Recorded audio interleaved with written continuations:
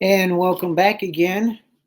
Hey, yours truly, Anthony Parker Alexander. We don't just keep it simple, we don't just keep it real, we keep it honest. We thank you for watching and joining us. Thank you for becoming a part of the family. Don't forget to hit the like, the share, and especially the subscribe button. We thank you for growing with us. If you watched our show, you know we try to get the left side, we try to do the right side. At the end of the day, hopefully you decide, but you will understand that we gave you the truth. We give you no spin, but we do a Parker twist like no other. And speaking of that, I'm going to tell you a little bit where I got the spin thing from. We are really fair and balanced, really fair and really balanced. Unlike the one network that was fair and balanced and found out they weren't, we are really fair, really balanced. Tell your friends. You like to contact me? You can text me, leave a voicemail at number 216 702 3718. 216 702 3718. You can email me. It's parkerman 2011 2011 at gmail.com. Parkerman 2011 at gmail.com. And we have Instagram. My handle is Anthony Alexander SR8. Had to think for a second. Anthony Alexander SR8. Tell your friends. We thank you for watching us. Get in contact with us. We also have a Patreon page, and that's kind of like a PBS show. So many things are coincidences today, but I always say there's no coincidence. So that Patreon page, all you have to do, you go to patreon.com, type in Keeping It Honest, bam, booyah. Excuse me. My site and my page will come up. And on that page, we have 3 tiers. And on those tiers, it's kind of like PBS. You can contribute how much you want to on our show. Become a part of our family as we grow, you grow. Let's keep it going. Spread it to everybody. So this show is an interesting show. I'm excited about this because if you're new to our show, my background's in mainstream media. I did that for years, then got out of that and recently got into streaming. And as more of I've gotten into streaming, I found out that mainstreaming TV, they don't tell the full story. For streaming, you have the opportunity to do the full story, but you go over. So when they say other people out there, content creators, do they have a journalist background? Are they trying to be real fair and real balanced, or are they just giving their side of the story? I tell people, use us as cliff notes. The information that we got, even if we're telling the truth and giving both sides, use those as nuggets and look things up. So when I was growing up, one of my favorite people was Bill O'Reilly. I love the guy, how he did the spin, okay, the factor, and he was kind of like a journalist. He gave his opinions, but he also gave facts, and he interrogated. Some were needed to be interrogated. Some of these people interrogated, and some of these just hard on. But I liked how he was in his zone, the no spin zone, as they called it. And they would call ours the really no spin zone. But we like doing this. We put things in a Parker twist. We spin it around, we shake it up, we set it down, but it never settles. Sometimes over the years, I've interviewed people, and people are uncomfortable, but I tell them, come to my house, not literally my house, but where we're at, we'll sit, talk, have a conversation. I'll grill you, but I'll grill you in a way, maybe sometimes you don't know you're being grilled, but I try my best not for you to be uncomfortable. But I'm comfortable with being uncomfortable. And you have to sometimes be that in your life. So this is interesting on this show today. And some of the guests I've had on my show are people running for president, people running for governor. I've had book authors. I've had big interviews. I've gone on people's sites and piggybacked and discussed what they saw on their site. So it wasn't just me, like, some people do, and they just look at the site and sit back and drink or go away. I sit there and I comment. It's almost like interacting. And as you'll see on the show, I try to put things into your head as you're watching just to make you think. So this was interesting. There's a show called Firing Line. It's on PBS. Came on from originally, as I look on my phone, it came on 1966 and lasts till 1999. 33 years consecutive. This was an interview show. The guy by the name of William F. Buckley, scary looking guy. He'd have glasses on, and he'd lean back in his chair, and he'd always talk like this. That's interesting. Interesting. But he did this for 33 years, got guests on, very scary guy. But I guess, he was on for 33 years. So in 1999, it went off. In 2018, it came back on the new Firing Line, and the lady who hosts it now is Margaret Hoover. And she was a guest on Bill Riley's show back in the term that he was on. And I know you remember Bill Riley. He was on for a while. And so now she's the host of this show, and he's on her show. So I saw parts of this show, and I was like, wow, this is an interesting interview. Because I'm looking at it. Bill Riley is still Bill O'Reilly. If you haven't seen him in years, he was arrogant but sure, cocky, and nothing fazed him. But remember, he had the sexual allegations, and then, found out that he was paying people, supposedly off, and then they had to let him go, Fox News. And so, where's Bill O'Reilly now? Where's the O'Reilly factor? Well, he does it. He has his own streaming service. He's even more popular than ever, but just not in mainstream. And he writes books. He does his shows. He gives opinions. And so he's coming on this PBS show. And remember, PBS shows are pretty much laid back. But on this one, it isn't. So I was fascinated by this because I saw a couple clips on this, and he doesn't back down, but neither does she as the host. And some people are saying this was an ambush.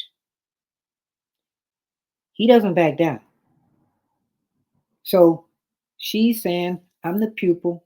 I'm having the teacher. When they used to come on this show, now he's on my show. But it's a fascinating interview. It talks about streaming. Bill O'Reilly has a book out about all the presidents. And it's good to see that he is still around. Some people didn't like him. Some people missed him. And it's the interpretation of what you see.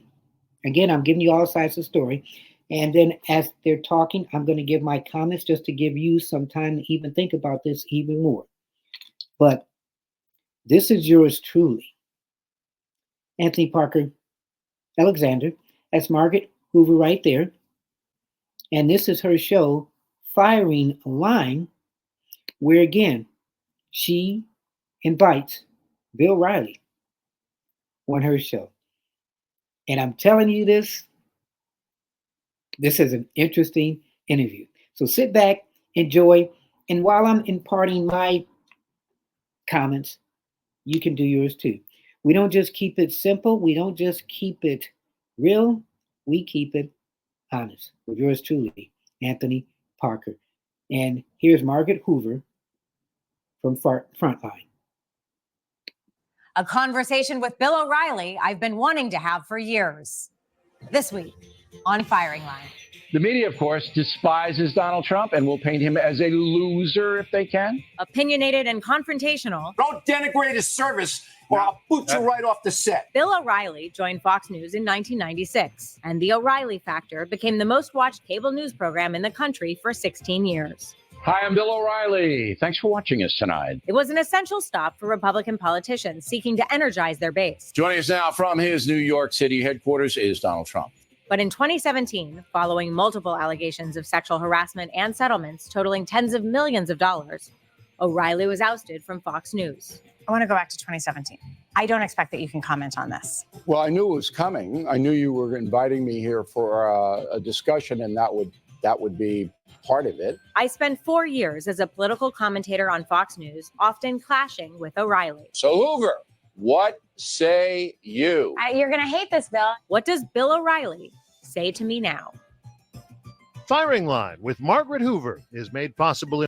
So, can't wait. She may regret having him on the show after you see parts of this interview, because it was a great interview. You're watching Keeping It Honest with yours truly, Anthony Parker. Bill O'Reilly. That's me. I was your guest on your program, The O'Reilly Factor, for 4 years from 2007 through 2011.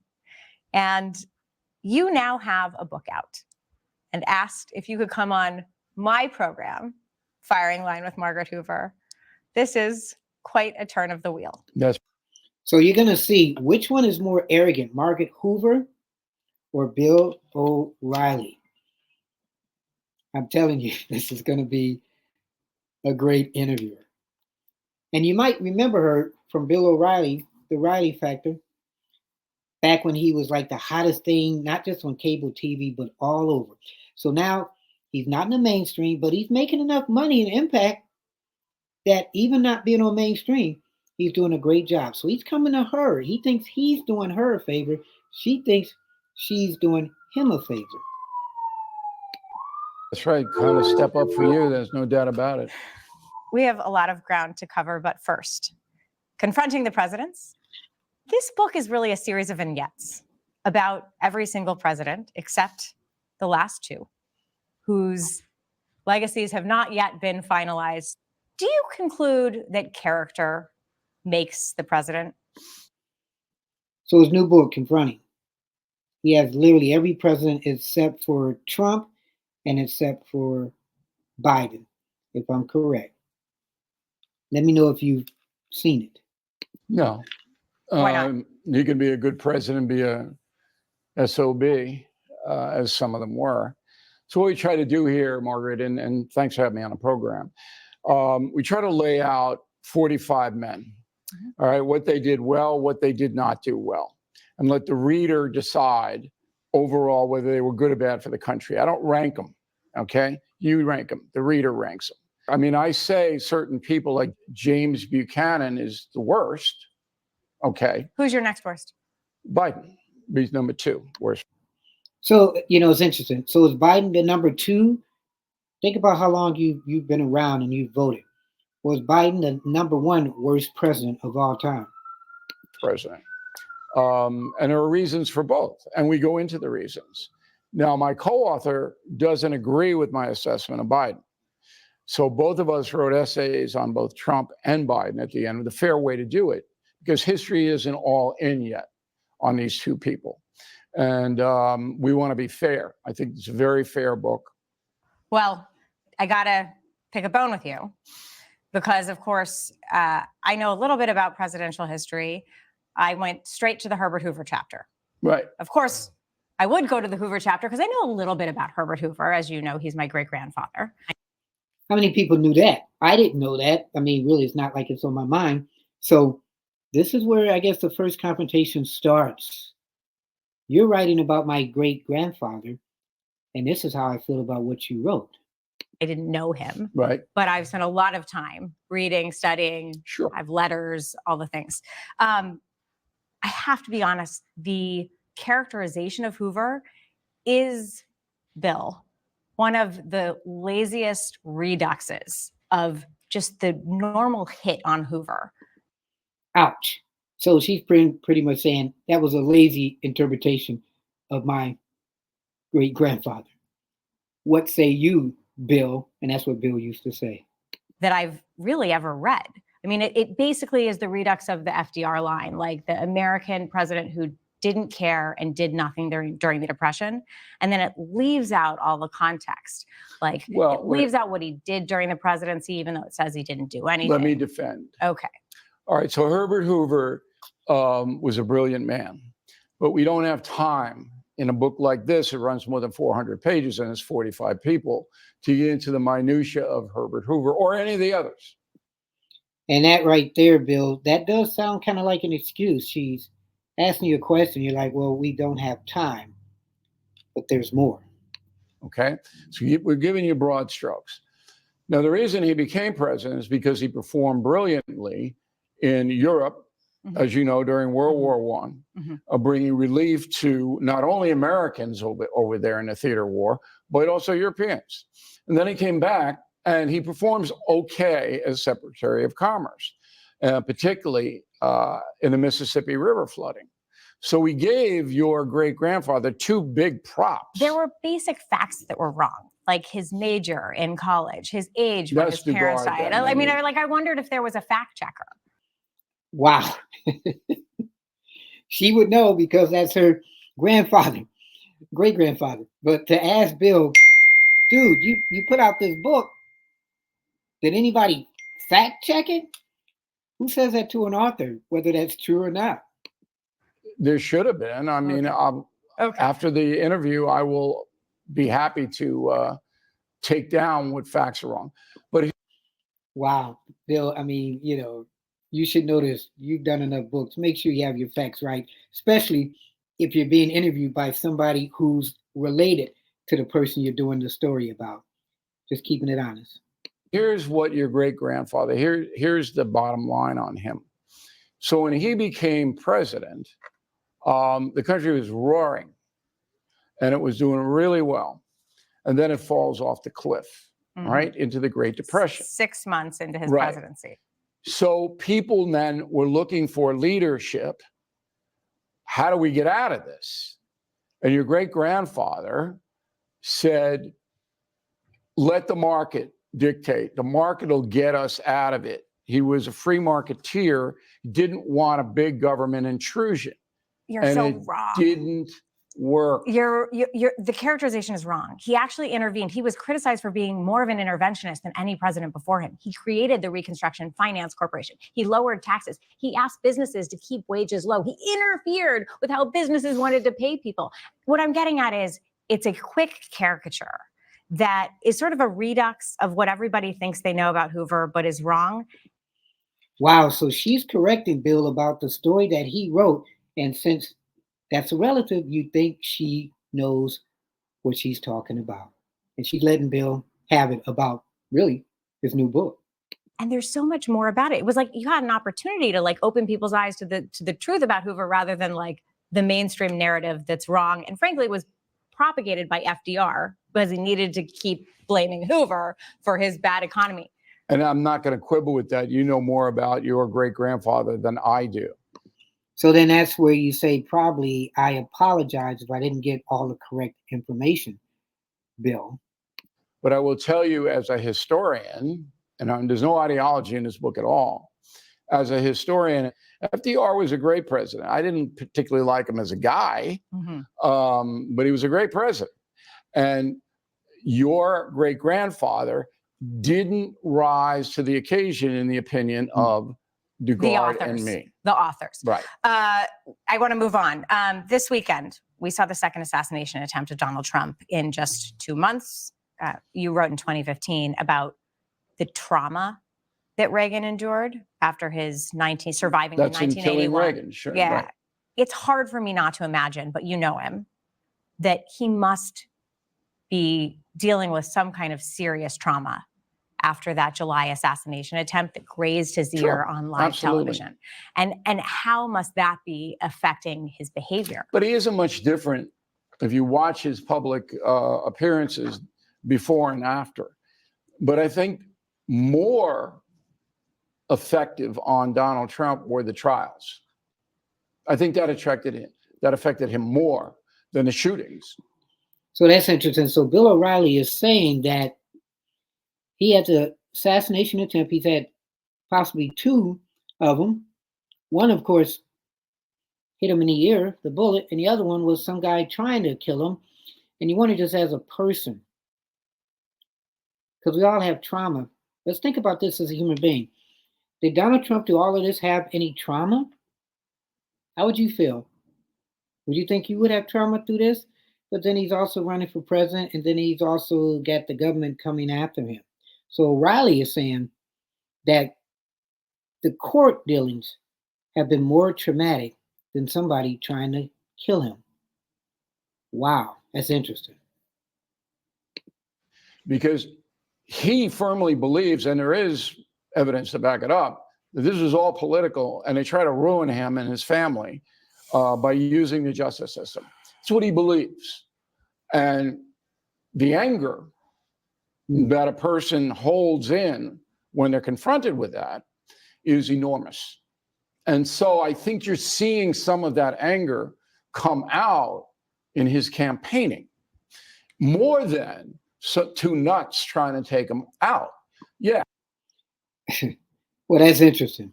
You have two people trying to take your life, and that's not as important as the government trying to put you in jail. That affects you, but the calculated, I'm going to use the justice system to destroy you. Have and you Trump talked to him about the cases? He directly blames Biden for it. But have you talked to him about how the cases have affected him personally? No, he doesn't respond. Why do you speculate that? Trump will never show weakness to anybody, ever. He doesn't do that. Yeah. So if I say, gee, you know, how you feeling? Is it affecting you? He just make fun of me. Yeah. You mentioned that you were disappointed in Donald Trump's debate performance and his inability to stay on message. Serious question. If Vice President Kamala Harris is able to goad him in front of the American public with the most asinine taunts, how is he able to stand up to adversaries of this country who are capable of doing the same thing? Well, remember, he was also president for 4 years, so we have to wonder, did he stand up to some of the other leaders? I mean, he loved Putin. We all know that. But then he also was around world enemies and talking to them. And not shying away in some things, but we've seen his experience. And the thing is, do we think he can stand up to some of these old leaders, the leaders he's worked with before, the leaders he hasn't worked with before, where they were, button heads, and all types of leaders across the world? We have seen him work. We've seen his experience with it. And the question is, do we think he did a good job? Well, he did it for 4 years. Well, but did he? We don't know. I mean, there's a lot of... We know. We don't know that he stood up to Putin. We know for a fact he often didn't. Well, he responded to flattery from Putin. He responded to flattery from Kim. He responded to flattery from Duterte. Let's go back to history, all right? And the psychoanalysis you can do on another PBS show. So there to go, little smart things. Bill is on her show, but Bill is also a historian. He's written a bunch of books about a lot of presidents. And if you're into history, take a look at some of those books. Let me know what you think. But Bill doesn't shy away from asking or from her asking questions. And if he doesn't want to hear that question, he'll just say, let's go to the next one. History shows that we had a fairly calm overseas situation when he was president. All right. So he didn't lash out. He didn't make any huge mistakes. He wiped out ISIS, which I think is his number one accomplishment. So I'm not buying the fact that if Vice President Harris can goad him into crowd-sized discussions, which is ridiculous, okay, that Trump can't handle Putin. I'm not buying that. PBS viewers know that you and I go way back. As I mentioned at the top, from 2007 to 2012. I appeared as a political commentator on Fox News, mostly because I was invited on your program every week. I have gone to the archives to find a clip from when I had a book. And you interviewed me in 2011. Take a look at this. So you get her talking. You don't know whether she appeals to be, I'm better than you, and now you're coming on my show because maybe people, or you think you're more important than people, but you're on my show. Even though Riley's probably making way a lot more money than her, let me know, because it's kind of subtle, but she says, hey, this is me. She's showing this. He's saying, hey, this is me. When they butt heads, people are saying again that he was goaded into coming to the show. And let me know what you think, because she's going to show the growth of her. And Bill's also going to say pretty much, I grew, but I'm still me. There's Hoover. She's going to save it, right? You're going to save it, right? We're going to save the Then Republican if you read Party the book, okay. by connecting to the next generation. Forgive me if I am skeptical, because I don't think, based upon my reporting for the last 2 years, that Tea Party people are going to give at all in any of this debate. And if they don't, President Obama will win re-election. Well, what my book is about connecting to the next generation. The next generation. It's a lot of young Tea Party people. No, they're not actually. They're 55 and older. That's the majority demographic. The next generation is 30 and under. They voted 2-1 for Barack Obama. They are 80 million strong, and their partisan identification solidifies after 3 presidential election cycles. They voted for John Kerry. They voted for Barack Obama. If we don't make inroads in the next 16 months, These are general we're going to lose right? the next These generation. Very good. How do you look back on that time? And she's also, when that book came out, that was 2011, 2012. So that was a while ago. But she appeared on other shows. She graciously does give O'Reilly credit for her being on his show continuously every week. And then she also put together this organization. And in 2018, bam, they rebooted Frontline. Firing Line. I don't know if all shows are like this that she hosts. But the comments that I have been reading since the show was aired was that, she's one of the worst. They're never going to watch it again. And how Bill was just great being Bill. I thought I liked both sides because she didn't hold back on some things and he didn't either. And I was surprised because it was a PBS show. It was kind of combative, as you'll find out. It's all a blur to me. I did that more than 20 years over at Fox, and I've been doing national analysis now for 27 years. What I always try to do is be consistent. I always challenge. You know me, I'm annoying. And the reason I liked you as a guest was you stood up to it. And you came right back and said, okay, no, the Tea Party this, Tea Party that. But I was right about my prediction of Obama winning. And I knew that because I interviewed him 3 times. And he one smart guy. And he comes off in confronting the presidents as a good president. Before you left Fox News, you were, because you mentioned Obama, one of the leading conservative media figures to push back against the birtherism conspiracy theory. That's right. It was bull. You were really clear and outspoken to the fringe voices on the right that President Obama was born in the United States. You stood up to Donald Trump about it. Why was that important to you? Because I'm in the truth business. That's what I'm in. I'm not an ideologue. People go, conservative O'Reilly. I'm a registered independent. You always have been. I vote both parties. I want problem solvers. And I don't do that. That's boring to me. I mean, if you live in an ideological world, it's so boring because you have to fit everything into this preconceived notion. I want to ask you about the media landscape because, William F. Buckley Jr., who initially hosted this program, also took great pride as a leader in the modern American conservative movement, which is different from how you see yourself, but in pushing back on the extremists on the right. I mean, he was very proud to keep the Birchers from joining the mainstream part of the modern American conservative movement. Of course, the Birchers are the John Birch Society, these extremists who said, among other things, that President Eisenhower was a secret communist. My observation of you when you were at Fox News. So again, William F. Buckley, he was the first host of Firing Line, which came on in 1966. 1966 and ended 1999. And he was the host for 33 years, just sitting back and talking like this with his glasses and having guests on. So from the 60s to the 70s to the 80s to the 90s, that guy was the only host of this show. She's the second one. And she's been doing this for about 7 years.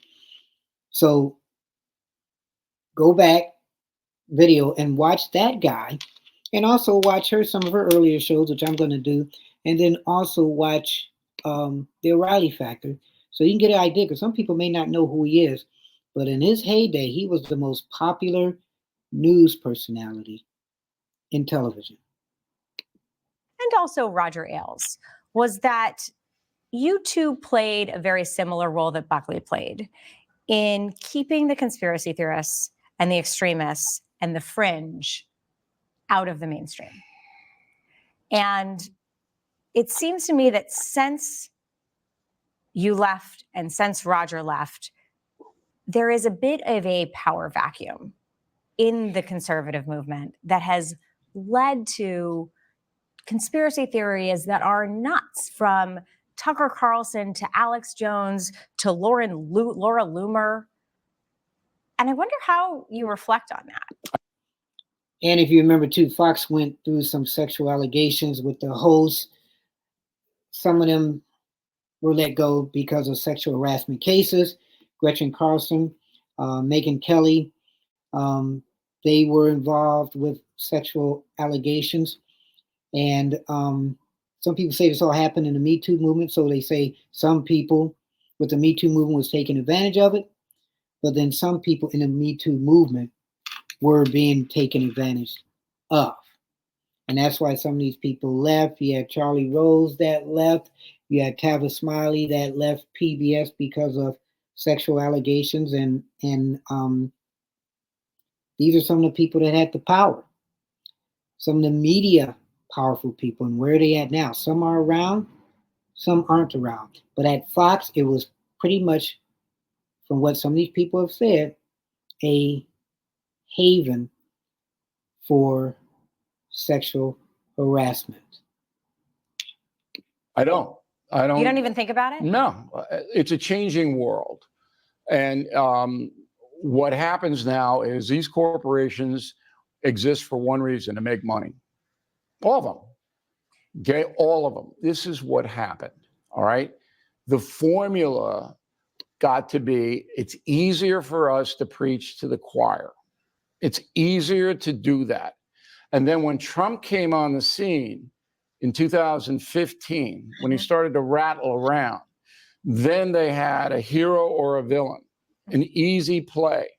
And they said, and not just Fox, but NBC in particular, and CNN as well, we're going to love them or we're going to hate them. And therefore, we're going to galvanize the people who are on either side, and they'll watch us and we'll make lots of money. And we don't have to really bring in talented people who know history and who know the journalism profession. We don't have to do that. All we have to do is bring in people who are going to toe the party line. The party line is the corporate line. That's what happened. But I want your take on the conspiracy theories on the right. Who's there to stop them? Nobody, but it's... And does that matter? I don't know if it matters at all. Carlson put numbers on the board, okay? Yes. By appealing to a certain audience that wanted to hear what he had to say, because what he was saying was different. It was different. It wasn't a panel of 5 people who you don't even know who they are, blabbing about stuff. It was him looking in the camera going, I think this, and it was provocative. There's an audience for that. I don't think it's wrong. So that's interesting too. When he said, people sitting around, it's kind of like The View, because that's a revolving door over the years, used to be good. Now it's just there. Tucker Carlson, he was fired. Some people said because he said some things. They thought that was the end of Tucker Carlson. Where's he at now? Out of mainstream on Fox, doing streaming, doing his own thing. And in a lot of ways, he's doing better than what he was before. But when you're on mainstream, you have your guardrails, you have your limits. When you're on streaming, you don't really have limits unless you make them yourself. So hopefully the ones that are doing streaming, they realize the power that they have and they make their own guardrails to get out the best that they're trying to do. And this is for the people that are really out there trying to do things, not the ones that are having fun doing things. Yeah, there's an avenue for everything. But I'm only specifically talking to the ones that are doing news, that are putting out the information. As I tell people, whether it's Tucker Carlson, whether it's Firing Line, whether it's Bill O'Reilly, whether it's Keeping It Honest, use our show, and Megyn Kelly, use our shows as cliff notes and investigate it yourself. Or what we have going in this media is going to be even crazier than what it is now. I don't object to it. He wasn't putting himself up as a journalist. And Hannity rightly says, I'm not a journalist. I have to ask you about Rush Limbaugh. Because Rush Limbaugh? Here's why. Well, here's why. In this program was hosted by William F. Buckley Jr. William F. Buckley Jr. had Rush Limbaugh on his program. Okay. Rush Limbaugh, you called once the most successful radio broadcaster in history. And in 1992, he appeared on this program. And this is what he said. Take a look. My success is not determined by who wins election. That's the guy right there I was telling you about, William F. Buckley. Already has his pen there, sitting back like this. Is that an intimidating way? And especially when he wears his glasses. Let me do it this way. Here we go. I don't have a shirt and tie on today, though.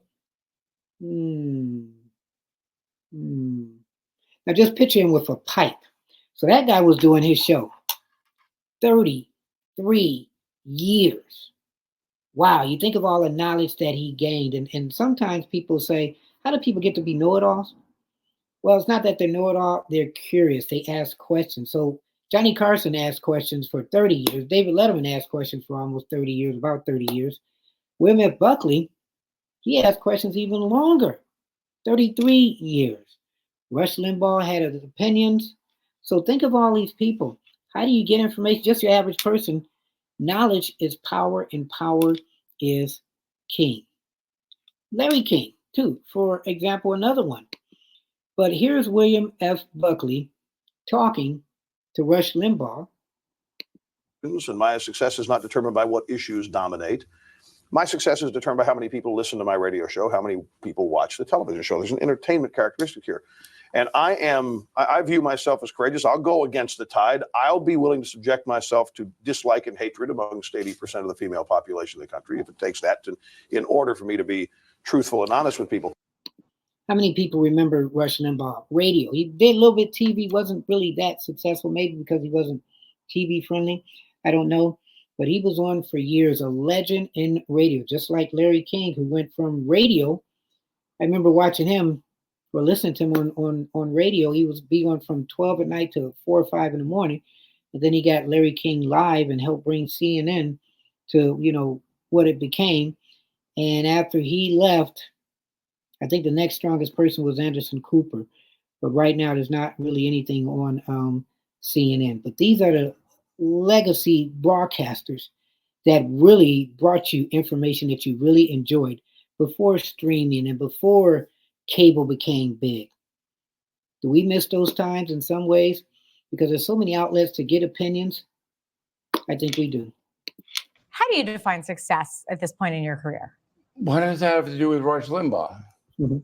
Rush Limbaugh, many people look to in the conservative movement, the modern American conservative movement, as being somebody who was laying out a principled vision for this next wave of conservatism.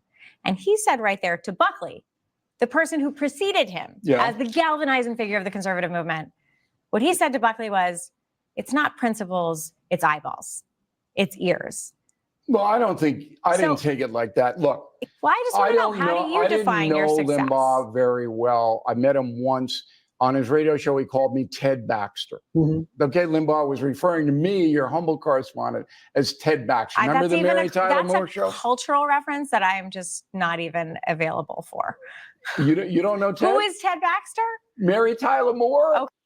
So yeah, the Mary Tyler Moore show, starring Mary Tyler Moore. She was a producer It was a comedy in a small town, I think in Minneapolis, and she had a cast of characters. Betty White was on there then, and Ted Baxter was this bumbling weatherman that was just kind of goofy but lovable. So I guess um, Bill O'Reilly is goofy but yet lovable. Okay, right. The right. airheaded anchor. Okay, Come got it. on, Oh, he called you Hoover, Ted Baxter? Come on, get in the game. Okay. So anyway, so Limbaugh didn't like you? No, He didn't respect you? And I didn't really care whether he liked me or not. Okay.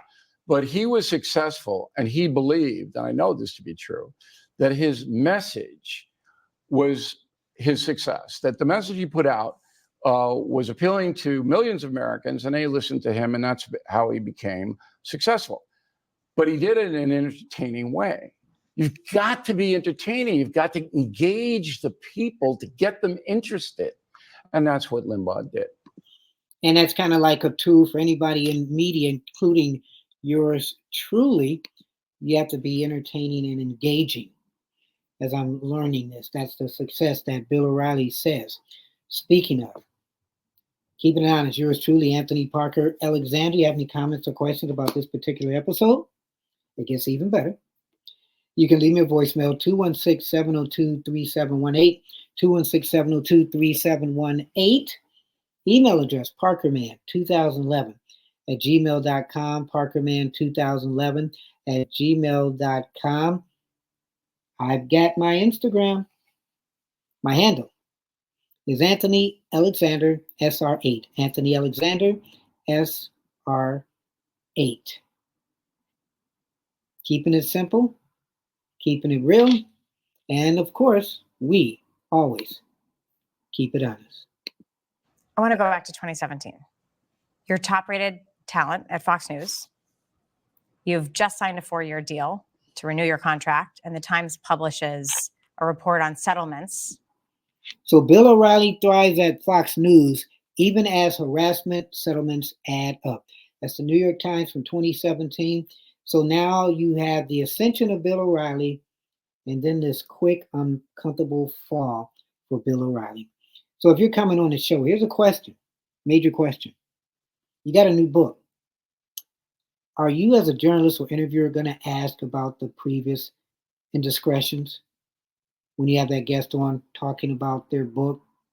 I mean, if they say, I can come on, but I don't want to talk about the past ingressions, do you still want them as a guest? Can you have them come on and talk about the future and not the past? And if you do come on and they ask you about the past, do you feel blindsided? Let's check it out. That you had reached with several women over harassment misconduct claims totaling $13 million. You're forced out of the network. The Times later reveals an additional settlement worth $32 million. I don't expect that you can comment on this. Well, I knew it was coming. I knew you were inviting me here for a discussion, and that would be part of it. So he's smart enough to know that they were going to talk about the book and media and also the stuff that happened in his past. But I'd be a fool to dredge that up. And I want you to know I wrote about that at the time. Yeah, I know what you wrote. Okay, good. So just so the audience knows, I said, Bill O'Reilly's firing is a welcome step by Fox News, but it is just a step. What is needed now is a rallying rejection of sexist behavior towards women from conservative media personalities and outlets. One of the core pillars of the modern American conservative movement is its emphasis on personal responsibility. Instead, Mr. O'Reilly blamed others, embracing the victimization he so ridiculed of the American left. So that's interesting. So she's reading that to him. She wrote this at the time that he was involved with the sexual allegations. And she was a former guest on his show now. But she also wrote this while he was in the middle of the things that was happening in his life. And now, full circle, he's on her show selling his book. And she's putting out there that this is what she wrote. Is that a good interviewer, or is that somebody who you feel is potentially ambushing the guest? Wow. He claimed his departure was no fault of his own, but the cost of doing business as a high-profile media personality. This is an outlandish claim. Likewise, Mr. Ailes, also unrelenting, has never taken responsibility for the rotten culture he created and sustained. So back then, like I told you, Fox News had allegedly, and I'm saying this, sexist environment where a lot of the women here felt that they were preyed upon. And again, they sued and they did win. So some of the allegations became true. So, like she says, likewise, Mr. Ailes, also unrelenting, has never taken responsibility for the rotten culture he created and sustained. So the allegations against Mr. Riley, were they true or were they false? Let's see what he says. How do you respond? I don't. Okay. You don't know anything about it, so you can write whatever you want. Right. It's kind of like the people I that do you know refer about to the in culture. the I past. do know about the culture that I experienced there, and that's what I could write about, and that's what I did have the ability to write Okay, about. but you were on my program for 4 years. You had no problem, and that's what you know about me. You don't know anything else about me. So it gets a little bit more heated. She may not know a lot about him, but she may know the environment and the culture of Fox News back then. So you write whatever you want. You I'm know not spreading zero seriously. about this. Well, I just wanted you to be able to respond to what I wrote. Here's what my next question is. Are you familiar with the Ending Forced Arbitration, Sexual Assault, and Sexual Harassment Act of 2021? This is a law that was passed and signed by the president that empowers individuals who experience sexual harassment or assault in the workplace to opt for litigation instead of being bound to settle through private arbitration. I don't. And that's good for anybody to know that act. So if you're at a job and you feel like you're sexually harassed, then try to do something about it as best as you can. Some of the rights now, I guess, are out there to protect people, men, women, anybody who is sexually harassed at their job. So if that ever happens to you or has happened, do some more research on what this law is about. And prayerfully, you can go from there. I don't care about any of that. What I care about is due process. And you apparently don't. Well, hold on. No. You came here on this program and I'm asking you questions and you're answering them. This is due process. No. Oh. You read a diatribe that you wrote. You wrote I it wanted to be knowing fair to nothing you. about it. You know nothing about it. Nothing. And yet you wrote this and you present it to me. I knew you were going to do this. All right. And I'm not afraid to turn it, but I will tell you this. Due process is very important in this country. I totally agree with that. Okay. And here's what I want So to next time. And here he's about to tell her off, but you tell me, did he say it in the right way or was he really ticked off? Don't write some inflammatory essay trying to be a virtue signaler unless you know what the hell you're talking about. I know about the You culture don't that I experienced know at Fox anything News. about Here's what I me want. other than the 4 years you were on my program, which went swimmingly for you. Pretty much saying, look, you came on my show and I made you. But she's saying the comments that I made was from what I saw, whether I was working with you or around Fox News. Allegedly, because I'm putting words into her mouth. Gretchen Carlson helped spearhead that bill. All right, that's enough. I'm not going to get into this anymore. Got anything else on the book or anything else on history? That's it. I want to ask you about culture and what you think as a culture warrior, because Gretchen and I were culture warriors on your program.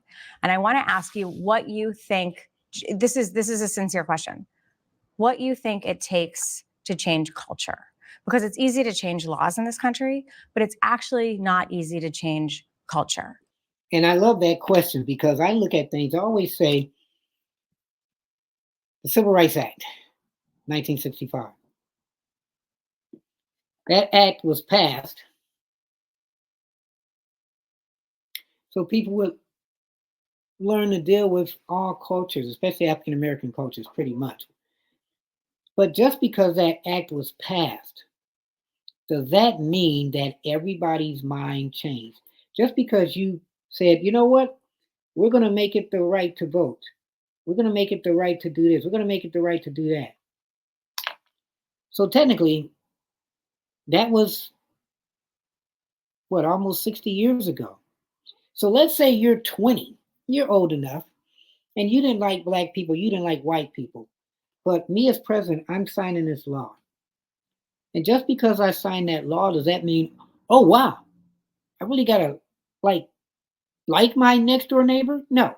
So if you're 20, and let's say you were raised by somebody who was in there back in the 1930s, 40s, and they were probably 40 or something like that, and they didn't get along with either black people or white people, and you kind of see it from your parents growing up. Wow, you know what? That person is a blank blank. So when that Civil Rights Act passed, 1965, and you're 20, let's say you're 80 something now, 75. You've gone through years where you're like, why is that certain culture or race still in my neighborhood? I didn't like them then. I don't like them now. So just because a right thing has been changed on paper doesn't mean culturally that you have to change. So I don't know if her question was kind of like that, but they're similar in a lot of ways. I'm just keeping it honest. This is from an article posted on August 22nd about you and your success. It was called Talkers. Yes. Since leaving his lofty media perch on Fox News Channel in 2017, news talk media commentator Bill O'Reilly has been flourishing as an author, an entrepreneur, and independent talk media personality. He continues to chart topping bestseller books, and it goes on. And that's Bill O'Reilly. So did him going off of mainstream media hurt him? No, because he's still a great author, meaning he's selling books, entrepreneur, and independent talk media personality. My question is, if he would have a chance to come back on mainstream, would he? And it talks about how your platform houses a variety of promising programs, properties, and projects. The question is, why will our culture give you the ability to remake yourself, but the women who have settled with you will never be employed in television news? I have no idea about that. Wow, so that's an interesting question. So she's pretty much saying, how are you able to come back when some of the women that have accused you of certain things, I'm trying to make sure I'm careful in what I'm saying, haven't been able to get back into media again, but you're able to recreate yourself continuously. How many people experience that? At all. You got anything else? I apparently don't. So you have plenty in the can. You run what you want to run. Why are you unwilling to talk about it? You know, when you're going to do an ambush interview. This isn't an ambush interview. Oh, come on, stop. This is an ambush. You stayed here. This. Well, then it's not an ambush at all. No. And also we talked about ambush because you're putting up things that I can't possibly comment, and you know it. So I guess he can't comment because was a court case, maybe. So do you think he's been ambushed or getting ticked off? And then how much of the book? We only talked a little bit about the book. What do you think? You can't. Oh, you know it. Of course you can comment about what you think about this new law. You absolutely have nothing to say back have nothing about to the say women, about our culture, and how women don't have the same opportunity that you have for a second chance. Look. And that's true. Women don't have the second chance opportunities as men. And she's just asking him that. Some people may be getting ticked off at me because I'm not defending her. I'm looking at both sides. And at least he could look at it, well, women aren't really given a second chance. I don't know anything about what opportunities anybody has. All I know is that I deliver an honest program and I write books that people want to read. And that is the genesis of my success. I wish everybody else has success too. That's all. I just want you to know, I learned from you to ask hard questions. I know you would expect nothing less. The one These are thing you honest and haven't fair learned, questions. and you need to, is when you ask a question, Out. So now he's about to teach her how to be an interviewer. have it fact-based, okay? And if it isn't fact-based, tell the audience that up front. Now, remember, Bill, when she talked about her great grandfather, I guess she was fact based because she knew all of it. And you kind of said, well, we didn't have enough time because we were doing so many other people. And I will make sure everything is correct, especially after she said, did you fact check? So some of the stuff she said was true, and some of the things you said were also true. The facts are that the settlements were real. And so I was No, asking you, I don't make any settlements, all right? there are no So- settlements. What? Fox I don't made know settlements what on your Fox behalf, did. and you I made a don't know. settlement with for $32 million. No idea what Fox News did. Okay. But you believe in the truth and honesty, and I know that that can't possibly be true. Well, you're wrong, and that's it. Okay. I had nothing to do with what Fox, how it ran its company, or anything else. We parted. They fulfilled their obligation to me, and then I've gone on and become a very big success in other venues. That's it. That pretty much is it. I mean, he was accused. Supposedly he paid. He's saying he didn't. Fox paid. He was let go from Fox. Was that the end of Bill Riley? No, he went multi-streaming. And in some ways is doing better than he was before. That's it in a nutshell. No looking back from what I've seen from him. No guilt trips from what I've seen from him. No, I apologize for whatever grief I may have caused people. No spin factor. That's Bill O'Reilly. It is my hope that we someday have a culture where our media companies will employ women who are settled with, and that the stench of that settlement doesn't follow them around and prevent them from being twice victimized, once through whatever caused the settlement, and twice for the ability to make money themselves in the marketplace and in the profession that they have That's very chosen. nice, and I hope that happens. And I hope you do, Bill, but she seems like she's saying it from experience or from people that she knows who have tried to get jobs after sexual harassment cases and they can't get anything. That's pretty sad. And we agree. I once again just want to point out that I learned from you to ask the hard questions and not to be afraid. And I appreciate that you're willing to sit here and have as much of the conversation as you can have.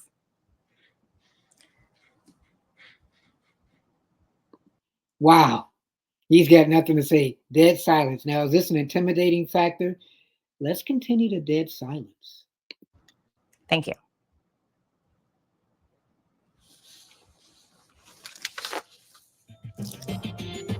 Firing Line with Margaret Hoover is made possible in part by Robert Granieri. Wow. So what did you think about that? Watching. Keep it in honest. Yours truly, Anthony Parker Alexander. I told you that would be interesting. Firing Line, Margaret Hoover with Bill O'Reilly. And you know, it's interesting. As I looked at the comments, how many people, or percentage-wise, you think were for Margaret's comments on the show or not? It's one text I'm reading. It's clear Margaret is protecting her family legacy. I don't blame her, but facts are facts. Okay. The misconception that Margaret talks about are, for the most part, true. And how does she not know who Ted Baxter is? Well, maybe she didn't watch Mary Tyler Moore. Here's a cultural icon in the world of sitcom newscasters. Yeah, but everybody has their time. And that was generations ago. I'm sure she knows who the character is. So she should have moved on. He was very patient with her. This one is interesting. I'm all in for women's rights, but to watch a woman be so rude on TV to a man that she used to work with was disgusting. I will never watch the show again. Wow. This one, I don't even know why he would waste his time to come on a show like this. Nobody knows who this woman is or even heard of this show before. She's terrible. No wonder why she's on PBS. Bill's throwing a bone for sure. Thank goodness. I thought I had wandered into a MAGA chat room by mistake. Wow. So those are some comments. But most of the comments I have read, they're pro Bill O'Reilly. Did she sabotage and set him up? I don't know. I just thought it was interesting on a personal level. As a woman, she stood her ground because she knows the history. I'm not a woman, there's people who aren't, so we don't know. But either she knows a friend or she's been part of that. Um, but from her saying it from a woman's viewpoint and people she may have known, it may be hard out there getting a job when you accuse somebody. Wow. So him being quiet at the end was intimidating, not even saying really thank you. He was ticked. One thing is like people say you can ruffle Trump's feathers. I think he was ruffled. He says he knew, but we only got like 5 minutes of his book. So let me know. Would you be watching? Would you watch the show again? Frontline. Would you watch it again? I am going to because I want to see how other shows are that she hosts. Firing line. Sorry about that. I had to make sure. But that was interesting. Wow. So what do you think? I'm trying to find some more comments here real quick. You're watching Keeping It Honest with yours truly, Anthony Parker. We don't just keep it simple. We don't just keep it real. We keep it honest. All right, let's see. Trying to find. You can dislike O'Reilly. And trust me, I am no fan. I think it's fair to say, though, that Hoover did ambush him. She was on the show for 4 to 5 years, and he treated her with respect, according to her. Given the fact that that's the first-hand knowledge that she has, it's not cool of her to question him in an aggressive fashion regarding things that weren't part of her experience. People wrongly assume that just because you're a big dog at a company that you're immune to policy. That is not the case. It is perfectly possible and reasonable that Riley had no idea what Fox did regarding the settlements. We'll never know. That's the thing. And then should we know? I don't know. A lot of I don't knows in that comment. But I look at those comments. Seems like most people are in favor of Bill O'Reilly and being ambushed. But I thought, well, technically she's not a journalist, but back in 2019, she won an award for being one. Go figure. Was she aggressive? If she was a man, would those same questions be posed as coming from an aggressive person? There's so many things that we can get out of that interview. So let me know. On this show, like I said, we try to get both sides of the story, left side, right side. At the end of the day, you may be upset with us, but hopefully it's something that you can decide that I was really fair and really balanced. So that was Anthony Parker Alexander, yours truly, putting a spin, a Parker twist on that show. And not just showing it for you, but commenting, give me a little background on what some of the things were said in there, because sometimes you do need to pause and sit back and rethink what you see, what you think, and what you hear. That's what I'm here for. So you can go on our Patreon page, kind of like PBS, like I said before, type in Keeping It Honest, and on there you'll see 3 tiers, and you can put any amount of money that you like to support our show. And look, we didn't have any notes, nothing. See, look, let me see if I can let you see. No notes, nothing. Okay, just us as family talking. Unlike mainstream media, sometimes when they need notes, then they have producers like here, notes, producers. You don't see any notes over here, but producers helping them with their show. As you can see, I got nothing. I got nothing. And I thank you too for contributing on my phone. When I get on my page, I'm usually commenting on my phone to the people that join my family. We have a nice amount of threads that go, and I love that you guys contribute. We have 5-second shorts. People comment on that, which is amazing. So keep it coming. We have an hour. We have a half-hour shows. We have 5-hour, 5.5-hour shows. We covered the Diddy trial. We have covered the Democratic convention. We covered the Republican convention. We've covered the debate. We've covered Kamala rally. We've covered Trump rally. We've covered a WASP rally. And, oh man, I can't remember his name. I forgot him last time. Then we covered the vice presidential guy, his rally, as I'm trying to think. J.D. Vance. Man, you got to get out there so I can remember your name. Rallies. So you never know what we covered. A space liftoff. We've covered assassination of a negotiator.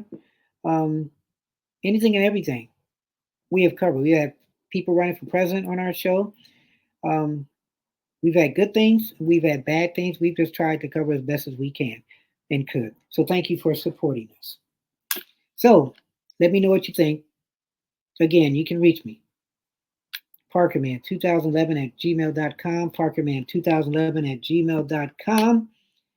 You can text me. Leave a voice message. 216-702-3718. 216-702-3718. And I have my Instagram. You can drop me a line there. We're trying to put that together, develop it more. It's Anthony Alexander, SR8. Anthony Alexander, SR8. Drop me a line. So in closing, hope you enjoyed everything. Let me know if and check my, my page, because we do polls, and it's interesting because I put up there, who would you vote for now as president? Ms. Harris or Mr. Not Mr. Biden, Mr. Trump.